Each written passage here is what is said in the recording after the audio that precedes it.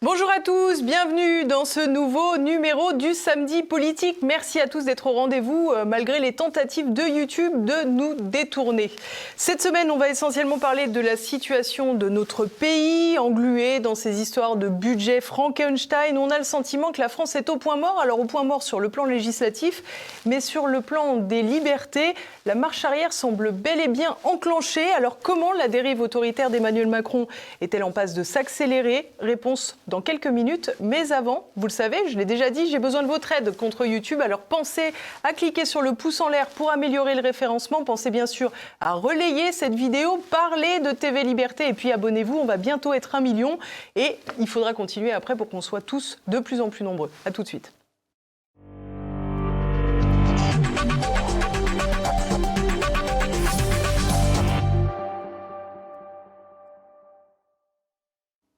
Et à mes côtés pour cette émission, Guilain Benessa. Bonjour monsieur. Bonjour madame. Merci beaucoup d'être dans le Samedi Politique. À nos côtés, vous êtes avocat, docteur en droit public, également enseignant à l'Université de Strasbourg. Vous avez publié plusieurs ouvrages, dont le dernier avec Guillaume Bigot. D'ailleurs, On marche sur la tête, la France, l'UE et les mensonges. C'était aux très bonnes éditions de L'Artilleur. Et bien sûr, chers téléspectateurs, vous pouvez trouver cet ouvrage sur la boutique de TVL, sur tvl.fr. Alors Guilain Benessa, on l'a dit, on a le sentiment en France que plus rien n'avance, que plus rien ne fonctionne. Certains parlent même de chaos. Est-ce que votre sentiment, c'est que ce chaos est organisé ? En tout cas, c'est la conséquence logique d'un fonctionnement à l'envers. C'est-à-dire qu'on fait tout et n'importe quoi, et surtout Emmanuel Macron depuis quelques années. Il n'est pas le seul, il faut être tout à fait honnête, c'est une longue dégringolade en fait, qu'on vit depuis, à mon avis, des décennies, depuis très longtemps. Il en est la tête de gondole, il en est le dernier artificier aujourd'hui.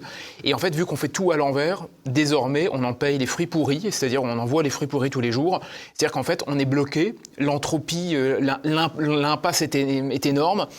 La lenteur se généralise, on ne peut plus rien faire, les issues de secours sont bloquées. Il faut dire aussi que la médiocrité du personnel politique joue un rôle dans tout cela. Et on a une dégringolade qui n'en finit plus de finir. Vous dites à l'instant, le chaos s'installe. À mon avis, le chaos était programmé pour s'installer à un moment ou à un autre. Très honnêtement, programmé. Il est logique, il faut le savoir. À mon avis, on peut encore le renverser, je pense, ce chaos-là. Mais tant que ceux qui ont mis ce chaos sont encore là, on ne pourra rien faire. Donc la situation, c'est le marasme d'une fin de période terrible avec un Emmanuel Macron qui doit, théoriquement, à mon sens, partir, qui ne le fait pas, qui fait tout, il met des paravents en fait, successifs pour ne pas partir. Donc il fera tout pour tenir le plus longtemps possible, quitte à durer jusqu'en 2027 dans des conditions ubuesques. Et pendant ce temps, il emmène tout le monde avec lui, la France, les politiques, j'allais dire ses amis politiques eux-mêmes. Personne ne sera indemne d'un Titanic qui va vers le naufrage, qui est déjà dans le naufrage d'ailleurs. Alors personne n'en sort indemne, justement, on est à peu près à 18 mois après les élections législatives qui ont fait suite à la dissolution voulue par Emmanuel Macron après les élections européennes cette fois.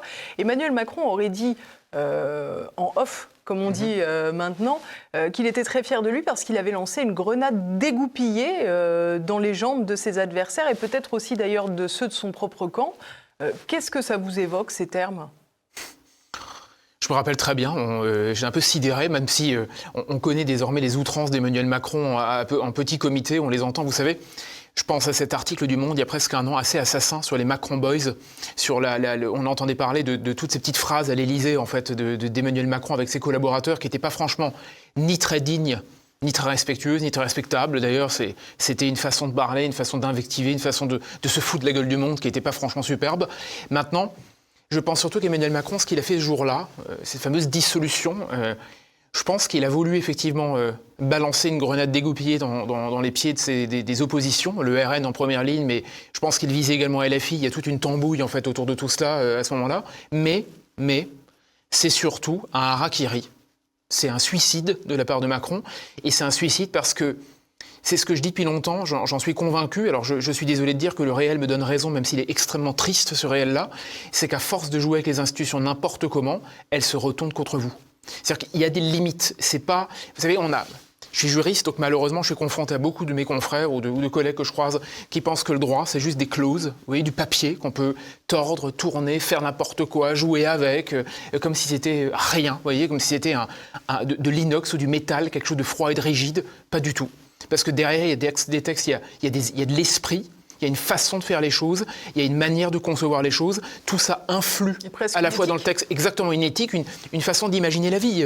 Si De Gaulle a écrit la Constitution avec Michel Debré d'une certaine manière, c'est pas pour en faire le contraire. Alors évidemment, on a fait le contraire, on a flingué nos institutions petit à petit, mais au bout d'un moment, on les a tellement flinguées qu'à force, elles se retournent contre celui qui les flingue. Et Macron a 1 an et demi de désert aujourd'hui, 1 an et demi quand même. Alors, on peut me dire 1 an et demi, ça fait 8 ans, ça fait que un quart, un cinquième de ce qu'il a déjà vécu, c'est pas très long, à la tête de l'État. Mais en même temps, 1 an et demi, exposé comme il l'est, avec un Premier ministre comme Lecornu, qui honnêtement ne pèse rien, un ex-Premier ministre qui était Bayrou.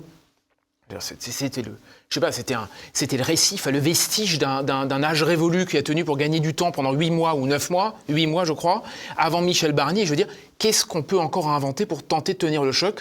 Il va tenter tout inventer, et il n'empêche, je pense que l'invention a ses limites et qu'il est quand même, je me permets l'expression, mais cul nu, je veux dire, dans les ronces à attendre concrètement son départ. Alors justement, vous avez déjà évoqué tout à l'heure dans cette interview la possibilité de voir Emmanuel Macron partir de façon anticipée. Vous n'êtes pas le seul, il y a de plus en plus de commentateurs, il y a même, j'allais dire, des personnalités politiques dans les partis qu'on appelle de gouvernement. Je pense à Jean-François Copé qui l'a dit à plusieurs reprises. Je pense évidemment à Édouard Philippe qui a été l'un des premiers, sinon le premier, je ne me souviens plus, le Premier ministre d'Emmanuel Macron. Qui ont tous appelé de leur vœu le départ anticipé du chef de l'État. Vous ne croyez pas à cette hypothèse ? Alors, pas, si vous voulez, la question n'est pas exactement celle-ci, si je me permets. Quand la dissolution a frappé et que les élections législatives ont eu lieu, les résultats ont donné lieu aux résultats qu'on connaît, et sans vouloir me vanter, le lendemain, j'étais... pas chez vous malheureusement à l'époque, mais sur un autre média, et je disais la seule solution, c'est la démission d'Emmanuel Macron. La seule solution. On m'a regardé avec des yeux de merlan-frit, on m'a expliqué que, 1, j'avais rien compris, que de 2, je pense que je suis un radical, que de 3, il y a d'autres solutions, que de 4, de toute façon, c'est pas ce que dit la Constitution. Enfin bref, on m'a tout inventé. Et j'ai dit non, pas du tout. L'esprit des institutions commande la démission. Macron ne le fera certainement pas, mais en fait, petit à petit, j'avais exactement élaboré ce qui est advenu, c'est que ce serait le fatum de la démission allait se poser, le fatum, le destin. Parce qu'en fait, petit à petit, il serait acculé d'une façon ou d'une autre. Et en fait, ce qui s'est produit, c'est que dans un deuxième temps, à mon avis très tard, certains ont commencé à sortir du bois lorsqu'ils se sont rendus compte que finalement la situation exigeait cette position. Alors il y a eu Hervé Morin. Hervé Morin n'est pas non plus le plus radical de l'histoire de la Ve République, je veux dire un ex de chez Bayrou qui a rejoint Sarkozy. Ensuite il y a eu David Lisnard notamment, Édouard Philippe plus récemment, d'autres, je veux dire, ont sorti l'argument en se rendant compte que ce serait peut-être la seule solution. Maintenant le problème, il est que le maître des horloges, Emmanuel Macron, n'est plus le maître des horloges. Il fait tout pour remonter un peu le pendule, donc il essaye des premiers ministres successifs, il trouve des alliages, il trouve des compromis, il trouve des compromissions, il gratte du temps par tous les moyens, histoire de rester en place. Mais le problème, c'est que le maître des horloges n'a plus l'horloge en place. Pourquoi ? Parce que maintenant il dépend d'une assemblée qui fait rigoureusement n'importe quoi, d'une assemblée qui ressemble à la 4e République, empire, parce que j'entends souvent beaucoup de dire « on est sous la 4e ». Oui et non, parce que la 4e n'avait pas LFI et n'avait pas l'indignité, je veux dire, de certains parlementaires qui se comportent honnêtement de façon un peu indécente. Je vais dire, je reste poli, vu la situation actuelle, c'est quand même invraisemblable. Certains comportements devraient être, en tout cas, stigmatisés, pointés du doigt. Et bon, bref, c'est la situation actuelle. Deuxièmement, parce que le problème, c'est qu'il a lâché du lest sur la réforme des retraites. Donc, c'est le débat de l'automne. Or, la réforme des retraites, c'est la seule réforme d'Emmanuel Macron. On en pense qu'on veut sur le fond. C'est d'ailleurs la seule réforme. Certains politiques issus de la majorité, enfin de la minorité présidentielle, type Maud Bréjon, qui est porte-parole du gouvernement, on l'avait vu dans les fils WhatsApp qui étaient sortis, c'est ce qu'elle disait. C'est l'unique réforme structurelle que nous avons réussi à mener depuis le début de notre arrivée au pouvoir et on va la saborder. Exactement. Si on regarde, prenons un peu de champ sur ce qui se passe. Oublions, c'est difficile parfois, mais les bruits de couloir quotidiens. On a Sébastien Lecornu à Matignon, c'est-à-dire le dernier carré des fidèles macroniens. Il a tiré le dernier nom possible, Sébastien Lecornu. Lui-même, tout le monde l'oublie un peu vite, je trouve, et quand même l'ex-traître des Républicains qui avait quitté le navire pendant que François Fillon se détaillait, excusez-moi l'expression, un costard à l'époque de ses costumes. Donc il avait fui, il était l'un des premiers à fuir avec Darmanin et les autres pour rejoindre Emmanuel Macron. Et on a donc, et avec cela, l'abandon de la réforme des retraites. Donc Macron nous a expliqué il y a 2 ans... C'est un abandon quand même assez relatif et on n'a pas vraiment tous les tenants et les aboutissants de cet abandon, puisqu'on a bien vu Emmanuel Macron qui ne sait plus à rappeler depuis je ne sais quel pays européen que ce n'était pas vraiment un abandon, c'était un report, une suspension, etc., etc. Et il semble que les socialistes dans l'affaire aient un peu été les dindons de la farce. Alors, pour l'instant, je suis d'accord avec vous, mais il n'empêche, qu'est-ce qui reste ? Vous savez, malheureusement, les politiques l'ont oublié quand même parce qu'ils disent régulièrement le contraire, le lendemain, le contraire du jour précédent, donc on l'a un peu oublié. Mais ce qui reste aussi, c'est la crédibilité de la parole. C'est-à-dire qu'on va voir ce qui va être détricoté, ce qui va être reconstitué, les amendements, etc., du budget en train d'être discuté. Je suis d'accord avec vous, on verra bien. Mais imaginez-vous l'électeur français qui, il y a 1 an et demi, a été convoqué aux urnes à l'occasion d'une législative anticipée. Et je rappelle quand même, à l'époque, les gens sont allés enfin voter. C'est-à-dire qu'aux législatives, il y avait une participation maximale. Les gens sont allés voter parce qu'ils avaient le sentiment qu'il pouvait se passer quelque chose. Il y avait de l'imprévu. Surtout le premier tour. Surtout le premier tour. Mais après, le massacre de 2017, je veux dire François Fillon, etc., etc. Le massacre 2022, la guerre en Ukraine en filigrane, on sortait du Covid, mais pas encore achevé. Enfin bref, c'était le cirque de 2022. On avait enfin une campagne qui semblait être imprévu, imprévisible, avec un président qui promettait à l'époque, je rappelle toujours, une grande clarification. Les gens sont allés voter. Et 1 an et demi plus tard, après, un référendum sur les retraites qui n'a jamais eu lieu. Je rappelle aussi que Macron avait envisagé un référendum sur les retraites en 2022 dans l'entre-deux tours. Il avait dit « je ne ferme pas l'idée d'un référendum sur les retraites ».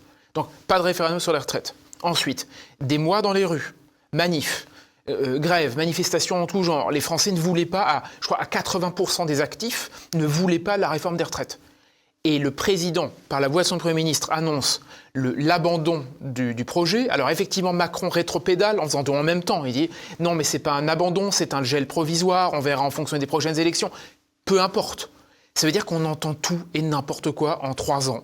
Je me demande ce qui restera quand même d'une période où les Français l'avaient déjà largement, perçu auparavant, mais ont enregistré qu'avec la sacralisation du en même temps, il ne reste strictement rien de viable, de cohérent, de légitime, de tangible à l'égard de la parole politique. On peut dire officiellement tout et n'importe quoi en même temps, et ce qui restera, c'est que finalement c'est cette période où les promesses, l'affichage, les grandes réformes au nom de la Startup Nation auront donné lieu à un grand blocage, à une impasse, à un chaos, à des institutions qui sont totalement dans le ravin.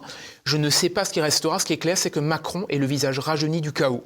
Alors, rajeuni parce qu'il y a quelques années, il avait moins de 40 ans, il était promis à ramener l'espoir dans une France hollandienne qui s'ennuyait. Et finalement, aujourd'hui, il ne reste rien d'une énergie défaite, d'un chaos absolument complet. Je ne vous le cache pas, moi, si j'étais lui, je partirais pour une raison simple, j'aurais honte.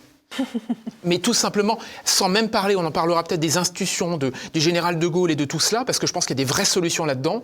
La honte, la première des choses, devrait dicter la conduite d'un homme politique lorsqu'il est président et qu'il finit par laisser le pays dans cet état-là. Au fond, Hollande, à la fin, les gens ne rêvaient pas de son départ parce que c'était c'était l'erreur de casting tranquille. Je veux dire, pas très éloquente, pas très formidable, pas très... Vous voyez, c'était pas François Hollande, c'était pas le président le plus glorieux qu'on ait eu. Mais je pense que les gens ne rêvaient pas de son départ parce qu'il n'avait pas mis la France dans l'embarras. Il a quand même été empêché de se représenter. Oui, mais il a juste mis la France dans l'embarras, pas dans le chaos, dans l'embarras. On s'est rendu compte, beaucoup de gens se sont rendus compte que c'était l'embarras, mais l'embarras ne dicte pas un départ anticipé juste à ce que l'épisode s'arrête et à ce qu'il ne se représente pas. Ce n'est pas la même chose. Justement, à propos de François Hollande, ce que je vous propose, c'est d'écouter une déclaration d'Arnaud Montebourg. Il l'a faite cette semaine au sujet précisément des grandes promesses de François Hollande qui avait annoncé que son ennemi était la finance. On l'écoute.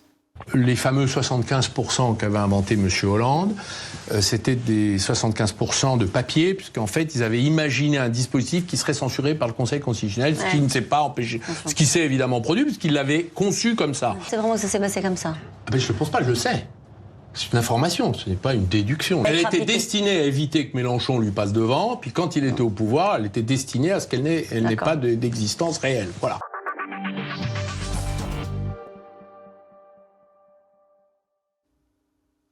C'est ça la politique aujourd'hui, Guilain Benessa ? Oui, C'est un excellent résumé d'Arnaud Montebourg, excellent. Je ne l'aurais pas mieux dit que lui. En fait, le problème, c'est qu'Arnaud Montebourg fait lui-même partie d'un système dont il a été partie prenante pendant longtemps, même si le souverainiste qu'il est prend la parole régulièrement pour critiquer l'impact des juges, etc. En fait, la politique, c'est ça. Ça, c'est quoi? C'est très simple. Le maître des horloges, il est à Bruxelles. Il est à Bruxelles, mais pas qu'à Bruxelles. Beaucoup trop simple de parler de Bruxelles. D'ailleurs, personnellement, j'utilise l'expression, mais ça m'ennuie toujours un peu parce que Bruxelles concentre les regards, mais c'est tentaculaire. Je m'explique. Le Conseil constitutionnel dont parle Arnaud Montebourg, en réalité, il est le représentant le plus visible en France parce qu'il a toutes les tares. Il contient des anciens hommes politiques dont peu personne ne veut entendre parler, donc les Juppé et consorts qui sont là-bas, mais d'autres, je veux dire, on pourrait faire l'exégèse du Conseil constitutionnel. Donc des pseudo-juges sont au Conseil, qui eux-mêmes sont sur la même abscisse que tous les autres juges, qui eux-mêmes voient leurs ordres dictés à Bruxelles. C'est-à-dire qu'on a la Cour de justice de l'Union européenne, la Cour européenne des droits de l'homme, le Conseil constitutionnel, le Conseil d'État et la Cour de cassation. Mais eux-mêmes sont rejoints pour tout un tas de raisons, tous les petits juges. Tribunal de grandes instances, tribunal d'instance ou tribunal de grande instance, tribunal judiciaire, cour d'appel, etc. Peu importe. Ce que font les politiques maintenant, parce qu'ils le savent, et ils n'ont pas envie d'en tester les limites au nom de ce qu'on appelle l'état de droit. C'est-à-dire que l'état de droit, c'est tout ça. L'état de droit, c'est la caisse de l'intégralité, le stock de normes fous qu'on a créé depuis maintenant une 50aine d'années, après le général de Gaulle, c'est une montée en puissance progressive. Toutes ces règles et toutes ces juridictions ont le pouvoir. Donc ce que font les politiques, François Hollande en est là l'avatar, c'est qu'il conçoit des promesses, plus ou moins bien rédigées, plus ou moins tenables, plus ou moins claires, et il les fait en fonction de la censure progressive et programmatique, quelque part, du Conseil constitutionnel et de tous les autres. Je donne un exemple qui est, pour moi, c'était lunaire, c'était formidable même de le voir. Emmanuel Macron souhaitait, il l'a presque clairement dit, que le Conseil constitutionnel retoque la loi Darmanin sur l'immigration. Ça veut dire qu'il a prévu, mais il n'était pas le seul, il a prévu que les juges cassent la seule réforme sur l'immigration qu'on voulait faire passer. Ça veut dire qu'on fait la politique en fonction des attentes des juges, tout en sachant qu'on programme la censure à venir. Donc en fait, ce qui reste, c'est en gros une espèce de petite marge qui est déjà extrêmement réduite parce qu'elle dépend du droit européen et de tout le reste. Et ce qui reste de cette marge, on dit, on fait une promesse. Au pire, elle sera retoquée par le Conseil, c'est pas grave, on l'aura mis dans le programme, comme ça on aura calmé les jeux des oppositions. Donc, qu'est-ce qui va se passer en 2027 si Macron tient? Édouard Philippe, mais tous les autres, feront tout un tas de promesses sur l'immigration, je ne sais pas moi, on peut dire le social, la justice, le pouvoir des juges, la réforme du Conseil, tout ça. Ils vont dire on va tout changer. Mais ils savent très bien qu'à 4/5e, on ne pourra pas le faire, parce que les juges empêcheront de le faire. Donc, qu'est-ce qu'on fait? On s'achète des voix, on ira au casse-pipe avec ça, on sait derrière que ça ne fonctionnera pas. Je vous donne un exemple qui date d'aujourd'hui, c'est la question Chine. Vous savez, la marque Chine qui s'est installée en France. Qu'est-ce qui se passe? La France hurle aujourd'hui en disant « Non mais attendez, on ne laissera pas passer ça, on va saisir toutes les instances pour le faire ». Sauf que derrière, on verra ce que fera l'Europe, puisque ça dépend de la Commission européenne et de la loi européenne sur sa question. Donc de toute façon, on sait très bien que pour 4/5e, c'est un effet d'annonce, et que pour le reste, on verra bien ce qui va se produire une fois que l'Europe, oui ou non, aura dicté la règle du jeu. C'est tout le temps pareil, tant qu'on ne s'attaquera pas à la matrice générale qui s'appelle non pas seulement l'Europe, mais l'état de droit, avec la Commission, les juges dont je parlais et tous les politiques qui font en fonction, rien ne changera vraiment et le chaos continuera. Alors il aura un autre visage que celui de Macron, un autre style, espérons-le, mais est-ce que le style suffit à faire que le Titanic soit sympathique? À mon avis, ça ne suffira pas. On a le sentiment tout de même que face à cette situation que vous venez de dépeigner si clairement, les Français sont quand même de moins en moins dupes. Et qu'il y a une défiance croissante au sein de la population. Est-ce que vous pensez que nos élites commencent à avoir peur? Oui, alors, je pense que les élites ont peur, pour certaines parce qu'elles ne le voient pas, donc elles le subodorent. Elles le saisissent un peu, pour d'autres parce qu'elles le savent très bien. Je pense qu'il faut distinguer à ce moment-là. Distinguer parce que je pense profondément, je trouve ça personnellement délirant. Je ne comprends même pas comment est-ce qu'on peut vivre comme ça. Moi, je vis constamment, je vis en province et je vis à Paris. J'ai plaisir à venir vous voir, à faire des émissions, à rencontrer des gens, à faire des bouquins, ça me fait plaisir. Il n'empêche, je partage mon temps constamment à... Je peux vous raconter ma vie, mais j'ai mon petit fief perso au fin fond des Vosges, dans un village de 80 âmes. Je prends le café au rad du coin et ça me permet de discuter politique avec des gens qui, déjà à mon sens, sont bien plus intelligents que pas mal que je croise ailleurs, et d'autre part, ont une parole de vérité que j'observe, où ils sont parfaitement décilés. C'est-à-dire qu'ils ont tout compris. Pas besoin, je veux dire, de vous figurer des complotistes dingues, juste des gens qui ouvrent les yeux, qui regardent. Je dis ça pourquoi ? Parce que je pense que certains politiques font encore cet effort et vont voir, on va dire, le pays réel, si je puis dire. D'autres subodorent qu'il existe encore, mais n'y vont même plus parce qu'ils n'ont pas envie d'y aller. Donc, il y a les deux critères ou les deux écoles, si je puis dire. Certains font l'effort, d'autres ne font pas l'effort. Mais dans les deux cas, ce qui fait sens, c'est qu'à mon avis, ils ont laissé tomber l'idée que cette France-là pouvait encore voter pour eux. C'est la France qui fume des clopes et qui pue des pieds, qu'avait dit Exactement, Édouard Philippe. qui fume des clopes et qui roule le diesel. C'était je croyais qu'il puait des pieds en plus. Non, mais ça aurait pu, ça aurait pu. Ça marche très bien d'ailleurs. Vu le style à l'époque, c'était Benjamin Griveaux, je crois, qui avait lancé ça, me semble-t-il. Sans doute. Je crois. Entre d'autres joyeusetés d'ailleurs. Entre d'autres joyeusetés, mais ce que je veux dire par là, c'est que cette France pue des pieds auquel roule au diesel. En tout cas, ce qui est clair, c'est que cette France, ce pays réel, ils ne veulent pas le voir. Donc, ils ont oublié, je pense, qu'elle existait pour certains, ou alors ils se disent, de toute façon, le combat est foutu, c'est terminé. Donc, on concentre le combat dans les métropoles, parce qu'on se dit, c'est là où il y a la clientèle, c'est là où il y a des sièges, c'est là où il y a des voix, c'est là où il y a le pognon, c'est là où il y a aussi le commerce équitable et les smoothies à 6,50 € ou 10 € maintenant. Donc, tout ça fonctionne très bien pour eux. Je m'explique, leur cheptel est là, donc l'autre France, on a laissé tomber. Et l'autre France vote RN très largement, pas uniquement, mais très largement. Et je pense profondément que de toute façon, si cette clientèle vit au contact de ces politiques-là, cette clientèle vote ces politiques se reconnaissent dans leur clientèle. Quelque part, le mariage, la fusion existe toujours. Regardez, je suis persuadé que Macron aura beau faire les pires des horreurs, il aurait encore à Paris, je veux dire, un socle électoral puissant. Et ça ne bougera pas beaucoup. Je veux dire, le RN fera 10% ou 8% ou 12%, Reconquête fera 2,5%, et puis tout le monde sera content parce que la France macronienne vit encore. Hidalgo fait 4 au niveau national. Mine de rien, à Paris, elle est restée un bout de temps. Et on verra ce que donnera Rachida Dati, qui elle-même est ministre d'Emmanuel Macron. Tout ça pour dire que, aujourd'hui, je pense d'ailleurs que cette question, elle est fondamentale.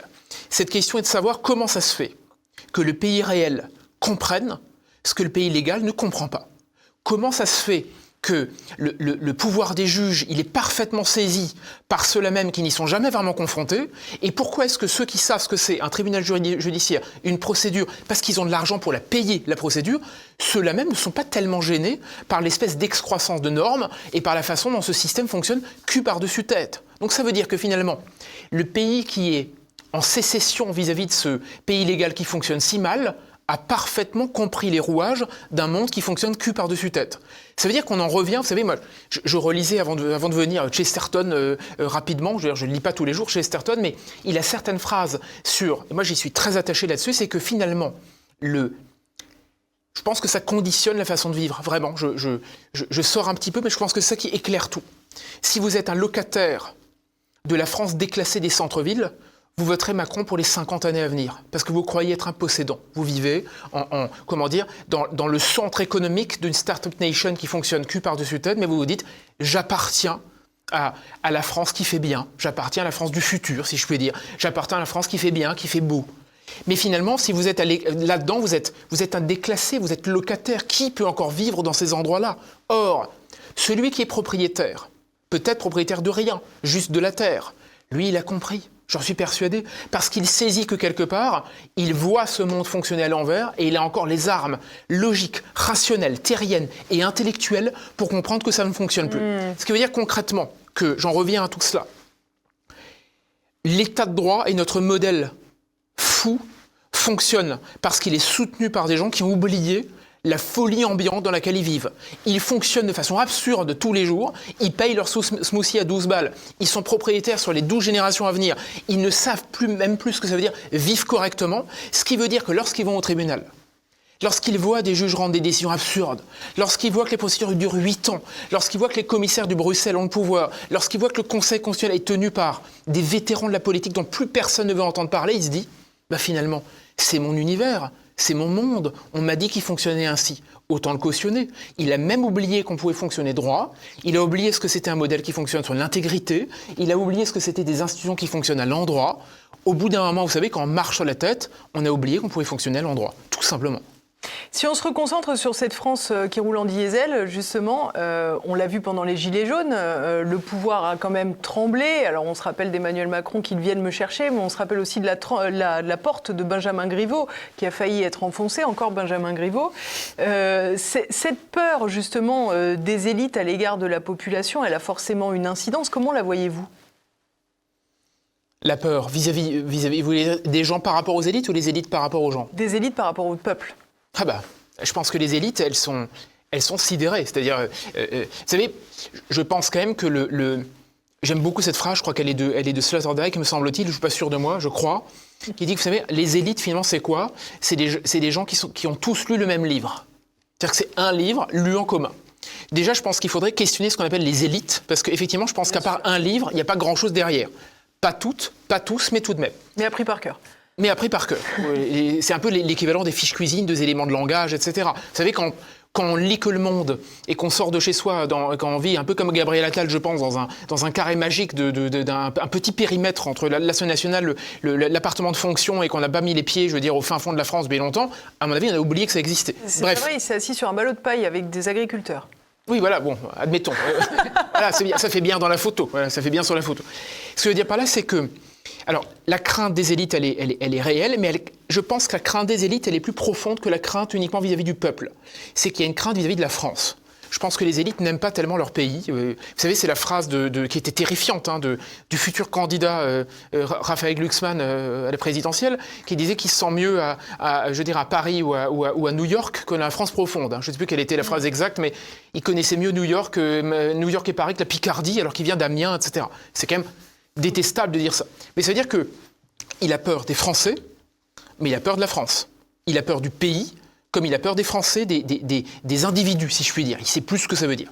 Ce qui veut dire que lorsque les Français se réveillent, ça fout les jetons à tous ceux qui s'imaginent que, mince, ces gens existent encore. C'était un peu comme les Gilets jaunes. Ils ont redécouvert qu'il y avait des ronds-points, qu'il y avait des gens en voiture. Vous voyez qu'il y a des gens dont je fais partie qui ont encore une bagnole au diesel pour aller au boulot. Vous voyez, je fais 20 bornes tous les jours pour aller à mon cabinet, qui n'est pas à côté de chez moi, qui est à côté de Strasbourg. Donc je suis obligé de rouler. Vous voyez, c'est curieux que si je prends le train ou Vous n'avez pas de trottinette ? Je n'ai pas la trottinette électrique sur l'autoroute, c'est compliqué, vous voyez, donc toute cette France-là est inconnue. Ce que je veux dire par là, c'est que il y a la crainte des Français, la crainte du peuple. Je pense donc qu'ils détestent le peuple comme ils détestent le pays, mais je pense aussi que la notion de peuple a pour eux disparu. Vous savez ? Et pour cause.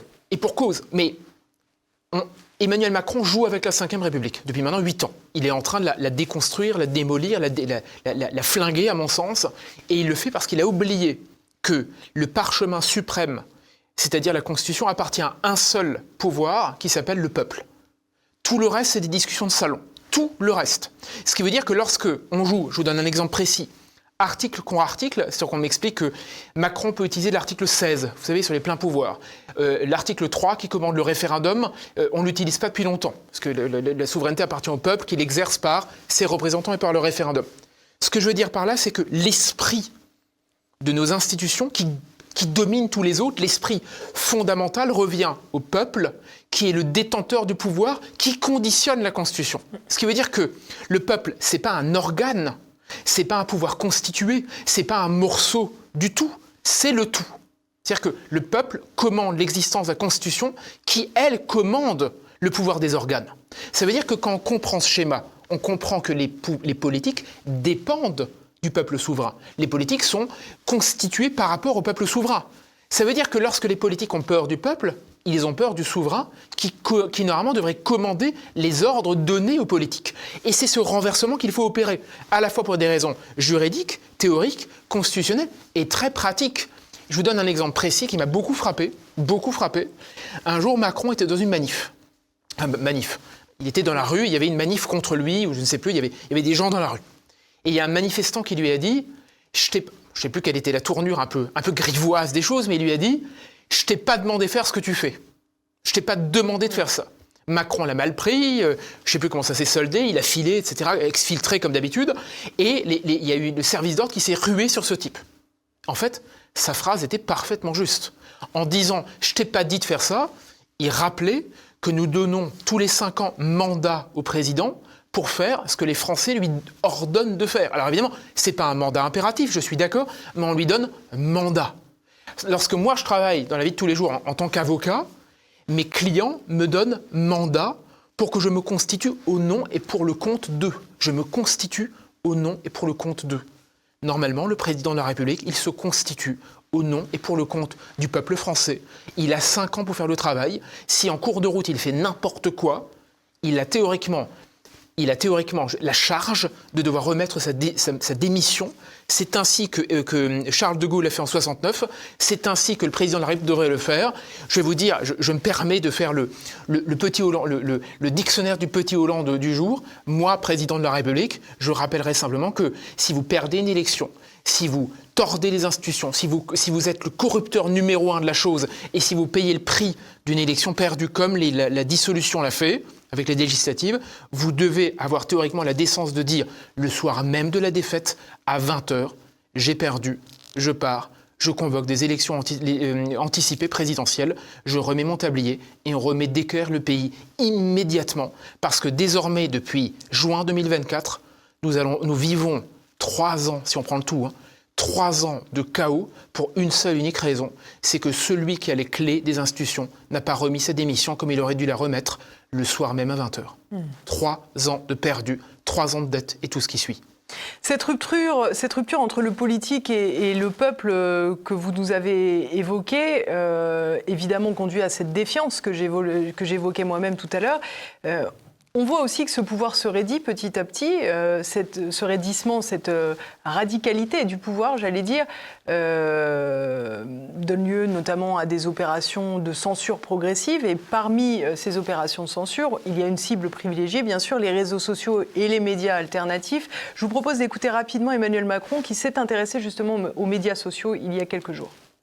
Quand on a les moins de 40 ans qui s'informent très majoritairement sur les réseaux sociaux et de plus en plus, quand on a depuis 2 ans maintenant l'IA générative qui arrive dans nos démocraties, on ne peut pas faire comme si tout ça n'avait pas totalement changé, parce que les gens qui nous informent, par lesquels on s'informe, ne sont pas des médias libres et indépendants. Et la confusion est là. Et ce n'est pas parce qu'on va chercher l'information par ces réseaux, qu'ils soient TikTok, X, Instagram ou autres, qu'il n'y a pas un énorme problème à la clé, c'est que ces gens n'ont pas sélectionné l'information comme des médias, ils n'ont pas vérifié comme des journalistes, mais surtout, ils n'ont aucune responsabilité quant à cette information qu'ils me donnent, et ils ne sont pas faits pour partager de l'information. Et notre bêtise est là. C'est-à-dire que ce sont des plateformes qui sont faites pour vendre de la publicité individualisée. C'est comme ça qu'ils gagnent de l'argent. Ils ne gagnent pas en vendant un numéro de journal ou un abonnement. Ils vendent de la publicité individualisée. Ce n'est pas un crime, juste c'est l'inverse de l'information.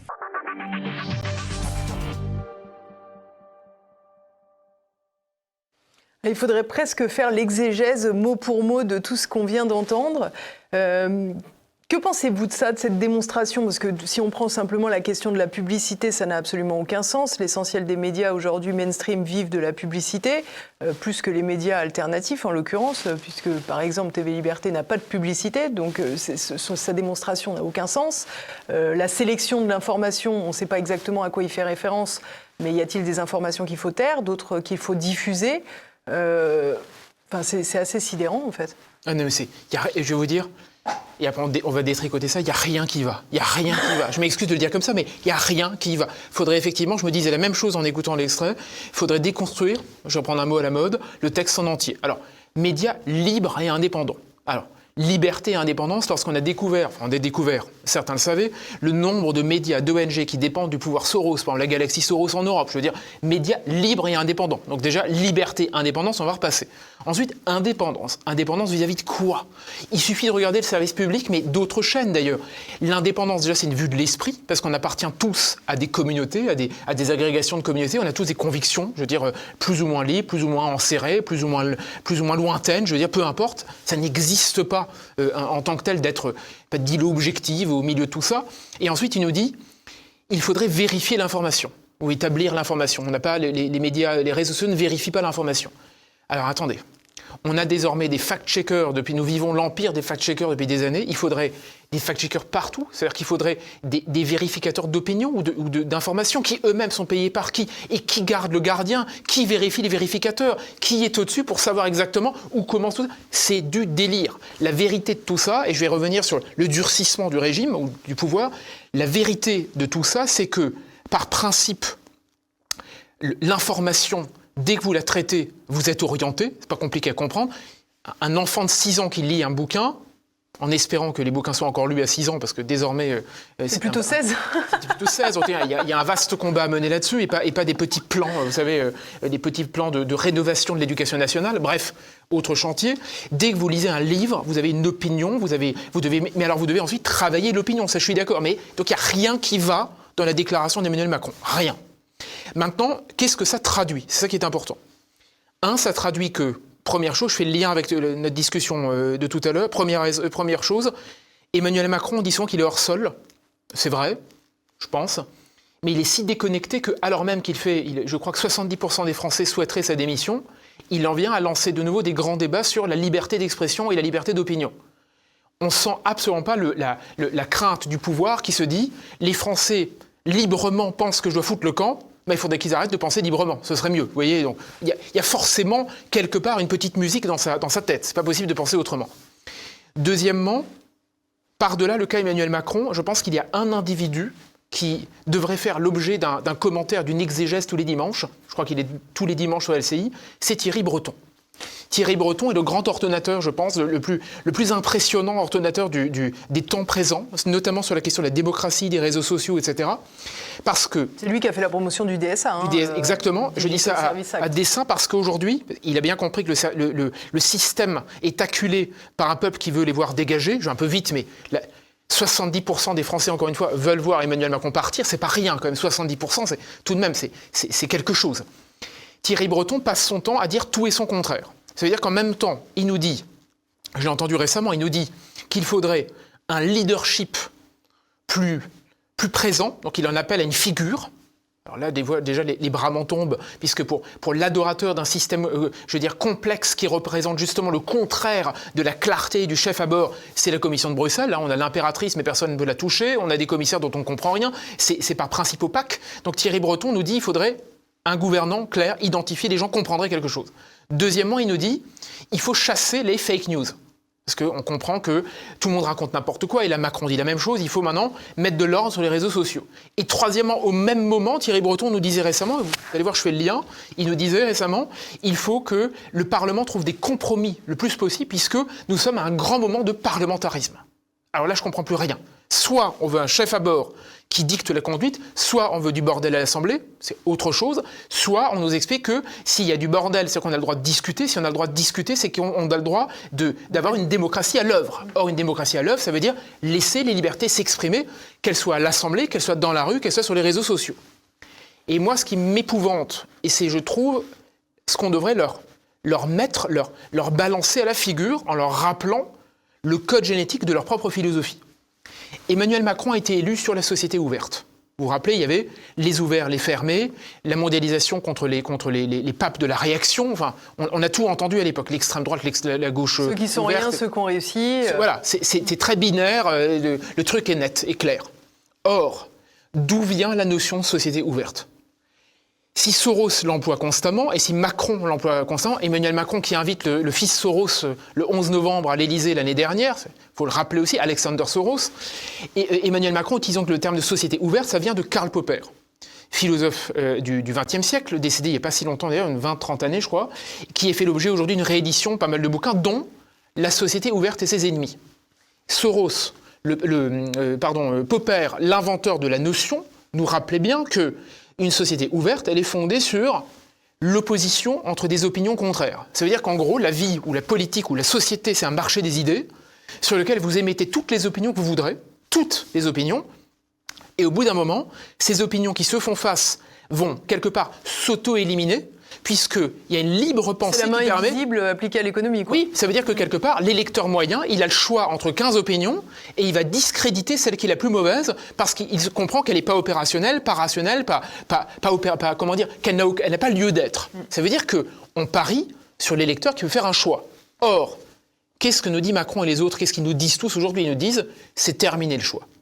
On va arrêter tout ça parce que les réseaux sociaux... populaire, il faut l'autoritarisme pour... Exactement, mais ce qu'ils disent quoi ? Ils disent que le marché des idées maintenant c'est terminé. Puisque ça les emmerde, je me permets l'expression, ça les emmerde que sur les réseaux sociaux on pense mal. Or, la société ouverte, c'est avoir le droit de penser à la fois mal, très bien, et que finalement les gens au bout d'un moment se diraient Le mal me semble pas mal, le oui, ça me semble moins bien, mais changer d'avis, ça s'appelait aussi l'alternance. C'était la démocratie. Or, on nous dit finalement, tout ça, c'est bien nocif parce que les gens pensent trop mal. Tout ça, c'est bien nocif parce que sur les réseaux, il y a notamment du peuple. Tout ça, c'est bien nocif parce que ceux qui sont sur ces réseaux, ils réfléchissent un peu, quand bien même, des fois, ils réfléchissent mal. Mais c'est pas le débat, en fait. Mais réfléchir, c'est mal. Donc du coup, on coupe les vannes pour que tout le monde réfléchisse bien. Et évidemment, tout ça, on le fait au même moment où le monde multipolaire revit, où la Chine, la Russie mènent dans leur coin un autre combat que celui de l'Occident, où Donald Trump lui-même mène un combat contre l'État profond, que moi j'ai tendance à appeler l'État de droit, parce que l'État de droit, c'est en fait la déclinaison juridiquement correcte de l'État profond, ni plus ni moins, et évidemment le rétrécissement de ceux-là même qui sentent qu'ils vont être congédiés à un moment ou à un autre, qu'est-ce qu'ils font ? Ils coupent l'opinion, ils coupent les réseaux, ils rêvent d'un monde ouvert qui devient en fait un monde fermé. Pourquoi ? Parce que ceux qui étaient les fermés d'hier deviennent les ouverts, et les ouverts d'hier se révèlent derrière leur masque les vrais fermés d'aujourd'hui. Finalement, c'est une société totalitaire dans laquelle nous entrons petit à petit. Elle ne porte pas exactement ce terme pour l'instant, mais je suis persuadé qu'on y va. C'est fort logique. Ça fait longtemps que c'était comme ça. Ça fait, à mon avis, depuis les années Giscard qu'on est rentré dans un autre mode de gouvernance, la gouvernance, comme on dit aujourd'hui. Le cauchemar devient réalité, mais il devient réalité au moment même où la réalité leur pète en pleine gueule. Alors, on a un exemple très récent, justement, de ce durcissement, ce raidissement du pouvoir. On a vu, il y a quelques jours, une vidéo être diffusée sur les réseaux sociaux par un jeune patriote qui s'appelle Jean-Eudes Gana. Je vous propose de regarder cette vidéo et on va parler de ce qui a suivi.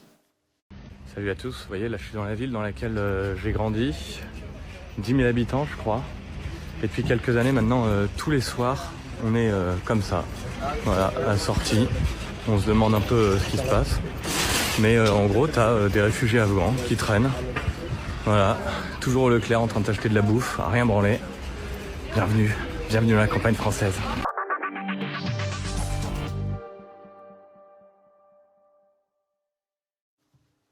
Alors pour cette vidéo, Jean-Eudes Gana a été convoqué, placé en garde à vue.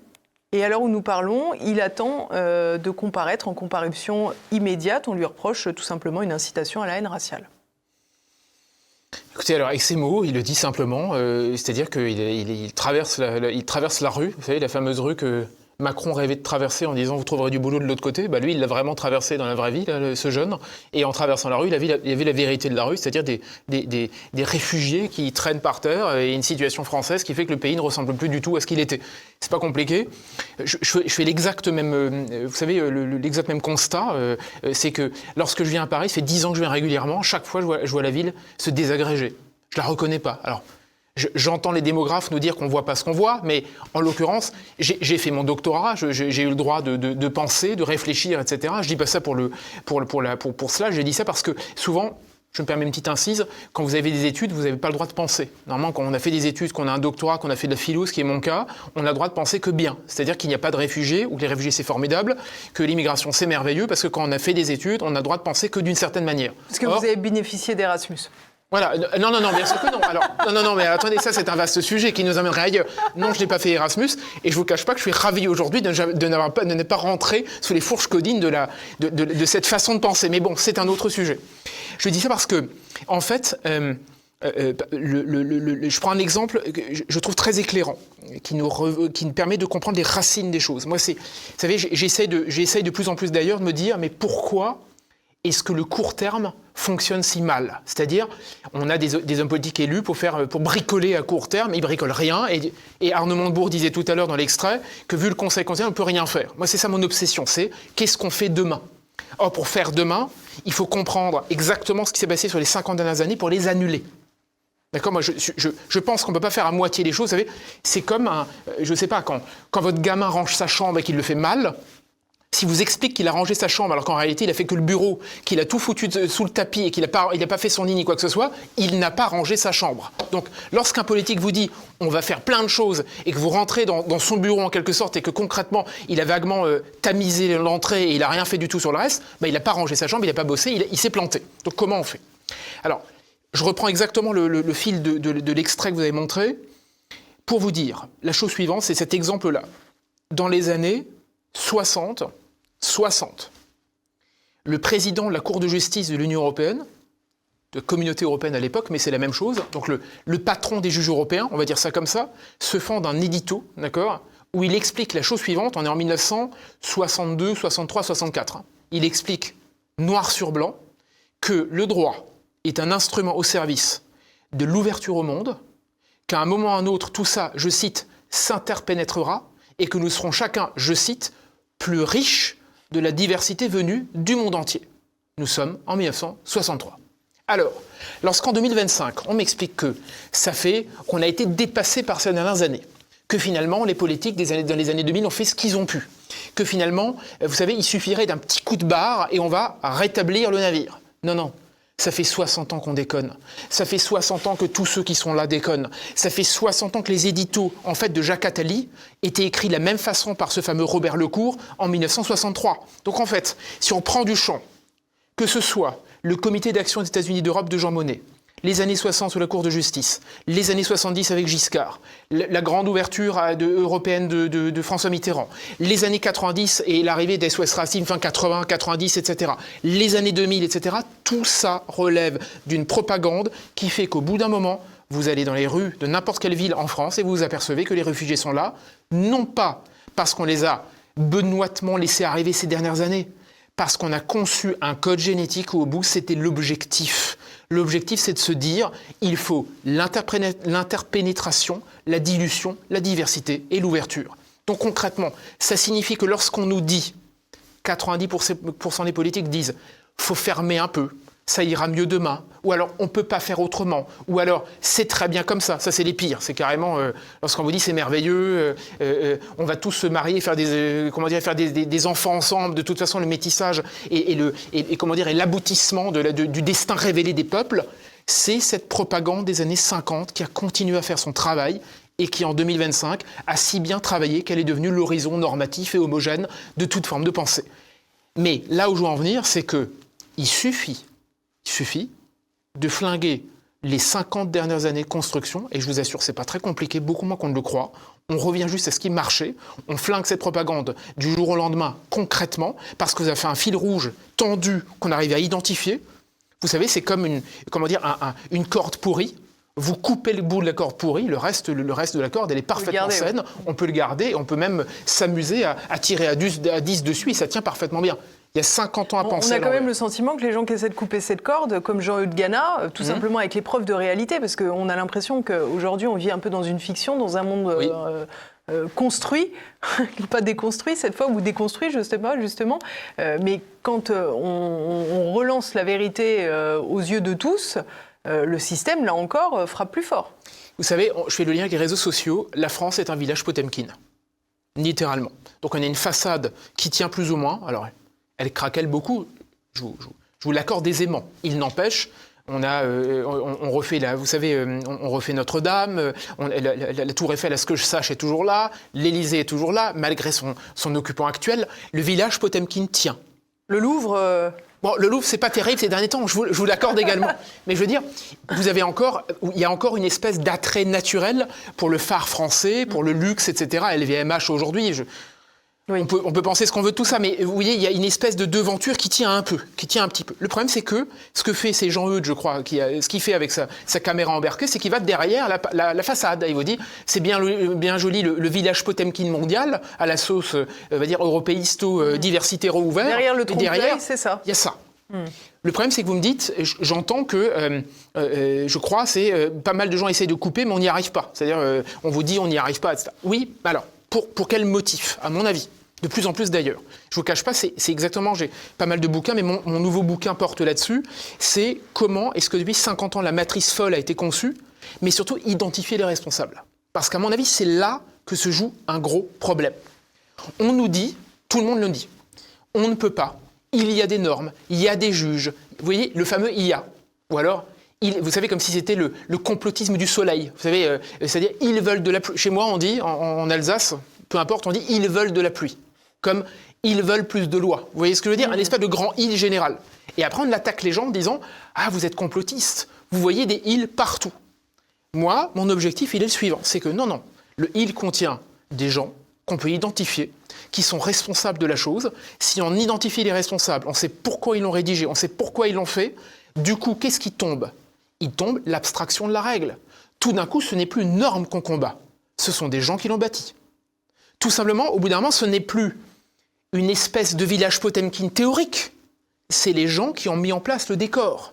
Et si vous dites ces gens-là sont malfaisants, l'ont fait pour des mauvaises raisons, l'ont fait parce qu'ils se sont cooptés, l'ont fait parce qu'ils vivaient déjà sur ce réseau-là, l'ont fait parce que ce réseau-là a donné naissance au réseau des Young Global Leaders ou au réseau des Sorosiens, etc. Vous faites tomber le mythe à partir duquel aujourd'hui on n'ose rien dire. Parce qu'on se dit, je ne comprends rien, ces normes, ça doit être théorique, je ne comprends pas. Non, ces normes ont été fabriquées, conçues, voulues, marquées à la culotte par des gens qui l'ont voulu.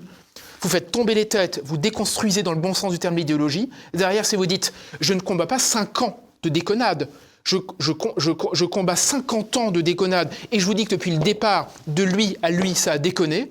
Si je fais tomber toute la matrice, je reviens au point de départ où tout allait correctement et à partir de là, on peut bien fonder. Par contre, si on continue de dire ça a déconné en 2017 ou en 2020, ou c'est la faute du CICE, c'est la faute de François Hollande, c'est la faute d'Emmanuel Macron, c'est la faute des années Sarkozy. On n'y arrivera jamais. Parce que de toute façon, tout cela ne sont que la déclinaison d'une matrice qui a 50 ans d'âge, qui a été conçue de façon à ce qu'un jour, on traverse la rue et on s'aperçoive, comme Jean-Eudes, qu'en fait, on a des migrants, qu'on ne peut pas les mettre dehors, qu'il faut accueillir la misère du monde. Vous savez, le mot de Rocard, je crois, on ne peut pas accueillir toute la misère du monde. Je vous donne un exemple encore, vous me permettez. Rocard, l'année où il disait qu'on ne peut pas accueillir toute la misère du monde. Mais on doit prendre sa part. Mais on doit prendre sa part, mais on ne peut pas accueillir toute la misère du monde. Mais on doit prendre sa part, je suis d'accord. La citation, c'est ça. Mais la phrase qu'il a prononcée sur la misère du monde, en même temps, quasiment le même mois, à peu de choses près, il émettait une directive dont presque personne n'a jamais entendu parler, une directive qui enjoignait toutes les préfectures de France, toutes les mairies de France, tous les secrétaires de mairie, etc., et bien tous les juges, d'appliquer le droit européen sous toutes ses formes, notamment en matière migratoire, parce qu'il faudrait que la France se prépare à tout ce qui va advenir par la suite, c'est-à-dire Maastricht, Schengen et tout le reste. Donc vous voyez, cette contradiction-là interne, il faut faire tout sauter. Si vous faites tout sauter, vous identifiez les coupables. Si vous faites tomber les coupables, même en comprenant pourquoi cette logique, il faut la remettre en cause sur 60 ans, on en revient à une situation saine. Sinon, ce sera des rustines sur des jambes de bois jusqu'à ce que le chaos nous entraîne vers la mise sous tutelle, la banqueroute et peut-être même la disparition du pays tel qu'on le connaît. Je vous remercie beaucoup, Guilain Benessa, pour cet extraordinaire panorama de la France, un peu déprimant, mais en tout cas fort lumineux et fort clair. Merci à tous de nous avoir suivis. Si ce n'est pas déjà fait, je vous le rappelle, n'oubliez pas de contribuer au succès de cette émission et à sa diffusion, avec le petit pouce en l'air bien entendu, et puis également en relayant cette vidéo au maximum. N'oubliez pas que vous pouvez m'écrire dans les commentaires comme chaque semaine, vous savez que je les lis et qu'en plus je réponds. Je rappelle toutefois l'ouvrage de Guilain Benessa qu'on peut toujours retrouver sur la boutique de TVL. On marche sur la tête, on l'a bien compris, la France, l'UE et les mensonges, c'était aux éditions de l'Artilleur. Chers amis, je vous dis à la semaine prochaine. En attendant, portez-vous bien, à bientôt.